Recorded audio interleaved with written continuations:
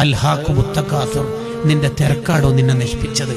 ഹത്താ സുർത്തുൽ മഖാബിർ, ഖബറിലെത്തുന്നവരെ ഈ തിരക്കുണ്ടാവും. ഖബറിലേക്ക് പോകുമ്പോൾ കഫം പുടക്ക് കീശയില്ലാത്തതുകൊണ്ട് ഫോണൊന്നും കൊണ്ടുപോകാത്തതുകൊണ്ട്, 2 ഫോണും വലുതും ചെറുതും കൊണ്ടുപോകാത്തതുകൊണ്ട് അവിടെ പ്രത്യേകിച്ച് തിരക്കൊന്നും ഉണ്ടാവില്ല. അവിടെ അനങ്ങാണ്ട് കിടക്കാം. ഇനിയൊരു മീറ്റിംഗ് നിനക്ക് ജീവിതത്തിൽ ഇല്ല, ഇനിയൊരു സ്വലാത്ത് മജ്ലിസ് ഇല്ല, ഇനിയൊരു സുബ്ഹ് നിസ്കാരമില്ല, ഇനിയൊരു തസ്ബീഹ് ഇല്ല. മരണം മുതലുള്ള കാലം പ്രതിഫലത്തിന്റെ കാലമാണ്. മരിച്ചു കഴിഞ്ഞാൽ ഒരു സുബ്ഹാനയും ചൊല്ലാൻ കഴിയില്ല, 1 രൂപ സ്വതക്ക കൊടുക്കാൻ കഴിയില്ല, ഒരു സ്വലാത്ത് ചൊല്ലാൻ പറ്റൂല, ഒരാളുടെ മുഖത്ത് നോക്കി ചിരിക്കാൻ പറ്റൂല, ഒരു ഖുൽ ഹു അല്ലാഹു ഓതാൻ പറ്റൂല, ഒരു വിത്ർ നിസ്കരിക്കാൻ പറ്റൂല. അത് മരിക്കണവരെ മാത്രം. സ്റ്റോപ്പ്. നീ തിരക്കഭിനയിക്കരുത്, തിരക്കഭിനയിക്കരുത്. സ്വലാത്തിന് വരുന്നില്ലേ, ചെറിയൊരു തിരക്ക്.